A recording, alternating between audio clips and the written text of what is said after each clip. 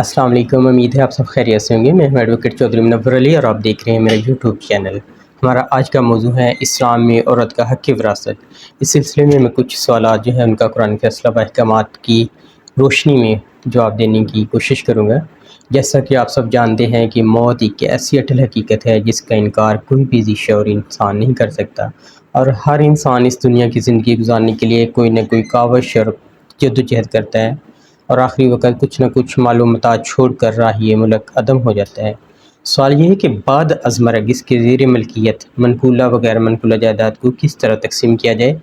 اور اسلام وہ دین ہے جس نے سب سے پہلے مردوں کے ساتھ ساتھ عورت کو بھی وراثت میں حقدار ٹھہرایا ہے، اور علم فروز جو ہے اس کے طور پر جائیداد کی تقسیم کا ایک پورا نظام جو ہے قائم کیا ہے۔ حالانکہ اس وقت کی جزیرۃ العرب کے معروضی حالات میں عورتوں کے حوالے سے فرسودہ نظریات جو تھے ان کے حامل تھے لوگ بچوں کو زندہ درگور کرنے سے بھی دریغ نہیں کرتے تھے۔ ایسے ماحول میں اسلام کے متوازی نظام اقتصاد کی خوبیوں میں سے ایک یہ ہے کہ اس سلسلے میں عورتوں کے حقوق کو مالی تحفظ دیا گیا ہے۔ اسلام نے عورت کو ماں، بہن، بیٹی اور بیوی کے طور پر وہ مثالی حقوق عطا کیے ہیں جن کی مثال کسی تہذیب و ثقافت اور مذہب و ملت میں نہیں ملتی، لیکن بدقسمتی سے ہمارے معاشروں میں اکثر و بیشتر خواتین عملاً ان حقوق سے محروم ہیں جن کا بیان قرآن کی آیات اور نبی کریم صلی اللہ علیہ وسلم کی ارشادات میں موجود ہے۔ اسلام عورت کو حق وراثت کا حقدار بتاتا ہے، جبکہ معاشرہ جبر کر کے ان کے حقوق کو سلب کر رہا ہے۔ دنیا دار تو دنیا دار رہے، بڑے بڑے دیندار اور جبہ و دستار کے حامل دیندار بھی عورتوں کو جائیداد میں سے ان کا شرعی حصہ دینے سے کنی کتراتے ہیں، اور جہیز کے نام پر تو چند برتن دے کر جائیداد سے بہنوں بیٹیوں کو محروم رکھنے کی کوشش کی جاتی ہے۔ لیکن یاد رکھیں کہ قرآن ارشاد کے مطابق جس طرح زندہ دفنائی گئی بچیوں سے پوچھا جائے گا کہ کس طرح اور کس جرم کی پاداش میں انہیں زندہ درگور کیا گیا ہے، اسی طرح عورتوں کو وراثت سے کے حق سے محروم کرنے والوں سے بھی یہ سوال کیا جائے گا۔ مسلمانوں کو قطعاً زیب نہیں دیتا کہ عورتوں کو حق وراثت سے محروم کریں۔ ہمارے ہاں صدیوں سے رواج چلا آ رہا ہے کہ بہنوں کو ڈرا دھمکا کر یا بلیک میل کر کے حق وراثت معاف کروا لیا جاتا ہے۔ یہ معافی دل سے تو نہیں ہوتی بلکہ بھائیوں اور خاندان کے دوسرے لوگوں سے سوشل بائیکاٹ سے بچنے کی غرض سے ہو جاتی ہے۔ چاہیے تو یہ کہ پہلے بہنوں اور بھائیوں بیٹیوں کا جو حصہ بنتا ہے وہ دے دیا جائے، بعد ازاں وہ خود معاف کر دیں یا واپس کر دیں تو یہ ان کی مرضی ہے۔ لیکن کچھ صورتوں میں شادیوں کے بعد بہنیں تنگ دستی کی وجہ سے انتہائی مشکل کی زندگی گزارتی ہیں، لیکن ماں باپ کی وراثت میں سے ان کے حصے پر قابض بھائی عیش و عشرت کرتے ہیں۔ یاد رہے کہ وراثت کا حق وہ حق ہے جو معاف کر دینے سے بھی ساقط نہیں ہوتا، بلکہ عورت جب چاہے مطالبہ کر کے اس سے لے سکتی ہے، اور عورت اس امر کی جو ہے معاشرے سے فرسودہ رسم و رواج کو خود ختم کر کے ہر حقدار کو اس کا حق دلایا جانا چاہیے۔ سیاسی تنظیمیں عورتوں کے حقوق کے وراثت کو اپنے منشور کا حصہ بنائیں، اور علماء کرام محراب و ممبر سے اپنی بہنوں بیٹیوں کے حقوق کے امراض کی آواز بلند کر کے اپنے حصے کا قرض چکائیں۔ ذرائع ابلاغ کے ذریعے بھی اس بات کو عام کیا جائے کہ عورتوں کو ان کی شرعی حقوق کے وراثت سے لازمی نوازا جائے۔ تقسیم امراض میں کوتاہیاں عام ہو چکی ہیں، کوئی فوت ہو جائے تو جس کی لاٹھی اس کی بحث کے تحت بندربان کر لی جاتی ہے، اور خواتین کو ان کے شرعی حق سے محروم کرنا غیر قانونی ہے۔ اس سلسلے میں سپریم کورٹ آف پاکستان نے اپنے فیصلہ PLD 2004 supreme court of Pakistan page 520 میں واضح کیا کہ females and daughters has been ousted from inheritance is illegal۔ مزید فیصلہ 2018 MLD پیج ہے 739 اور 2018 CLC پیج نمبر 57 اور 2019 CLC 797 میں اقرار دیا ہے کہ اگر کوئی مالک اپنے دیگر وارثان کو محروم کر کے یا بیٹیوں کو محروم کر کے اپنی جائیداد صرف ایک بیٹے یا ایک وارث کو دے دیتا ہے تو اس بات کی وضاحت کی جائے کہ باقی وارثان جو ہے ان کو پراپرٹی سے محروم کیوں کیا جا رہا ہے۔ دوسری بات یہ ہے کہ کوئی بھی قانون اگر شرعی قانون کو سپرسیڈ کرنے کی کوشش کرے یا ختم کرنے کی کوشش کرے تو ایسا قانون غیر قانونی ہوگا۔ وراثت چونکہ اللہ پاک نے قرآن پاک میں بتایا ہے اور شرعی حق ہے جس کو کوئی بھی قانون ختم نہیں کر سکتا، اور اگر کوئی تم کو اس کا شرعی حق نہیں دیتا تو اس کا یہ عمل غیر قانونی کہلائے گا۔ اگر باپ اپنے بیٹے کے نام پر پراپرٹی کر دیتا ہے اور بیٹیوں کو اس سے محروم کرتا ہے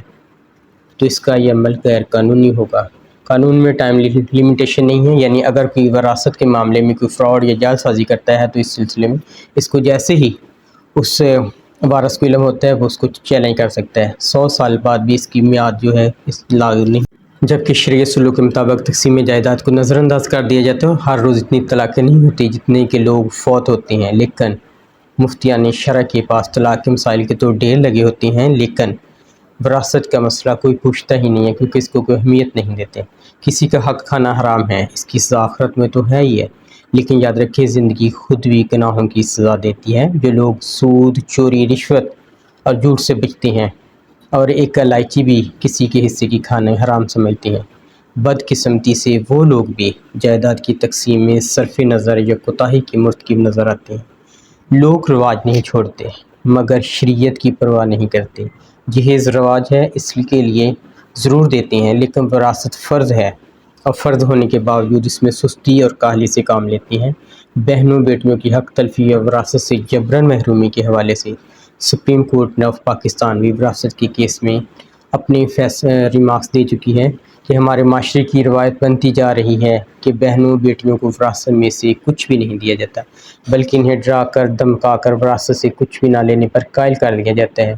زمینوں اور جائیدادوں سے پیار کرنے والے بعض کا سخی بہنوں اور بیٹیوں کے وجود تک سے انکاری ہو جاتی ہیں۔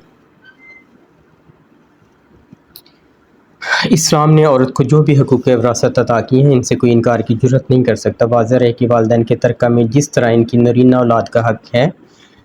اسی طرح بیٹیوں کا بھی حق ہے۔ اب والدین کے انتقال کے بعد ان کی ترکہ پر بیٹوں کی قبضہ کر لینے اور بہنوں کو ان کے شرعی حصہ سے محروم کرنا یا مقررہ حصے سے کم دینا اللہ کے واضح حکم کی نافرمانی ہے، اور اللہ تعالیٰ قرآن پاک کی سورہ نساء میں فرماتے ہیں، اللہ تعالیٰ تمہیں حکم دیتا ہے تمہاری اولاد کے بارے میں، بیٹے کا حصہ 2 بیٹیوں کے برابر ہے، پھر اگر نری لڑکیاں ہوں اگرچہ 2 سے اوپر تو ان کو ترکہ کی 2/3، اور اگر ایک لڑکی ہو تو اس کا آدھا، اور میت کے ماں باپ کو ہر ایک کو اس کے ترکہ سے چھٹا۔ اگر میت کی اولاد ہو پھر اگر اس کی اولاد نہ ہو اور ماں باپ چھوڑے تو ماں کا 1/3، پھر اگر اس کے کئی بہن بھائی ہوں تو ماں کا 1/6 بعد اس وصیت کے جو کر گیا، اور دین کے تمہارے باپ اور تمہارے بیٹے، تم کیا جانو کہ ان میں کون تمہارے زیادہ کام آئے گا، یہ حصہ باندھا ہوا ہے اللہ کی طرف سے، بے شک اللہ علم والا اور حکمت والا ہے۔ اسی طرح حدیث مبارکہ میں بھی آتا ہے کہ حضرت سعد بن رضی اللہ تعالیٰ عنہ سے روایت ہے کہ رسول اللہ صلی اللہ علیہ وسلم نے فرمایا، جو شخص بالشت بار زمین بھی اسرہ ظلم لے گا، قیامت کے دن 7 زمینوں میں سے اتنی ہی اس کے گلے میں توق کے طور پر ڈالی جائے گی۔ مزید ایک حدیث کا حوالہ دینا چاہوں گا کہ حضرت انس رضی اللہ تعالیٰ عنہ فرماتے ہیں کہ رسول اللہ صلی اللہ علیہ وسلم نے فرمایا کہ جو شخص اپنے وارث کی میراث کاٹے گا یعنی کہ اس کا حصہ نہیں دے گا تو اللہ تعالیٰ قیامت کے دن اس کی جنت سے میراث کاٹ لیں گے۔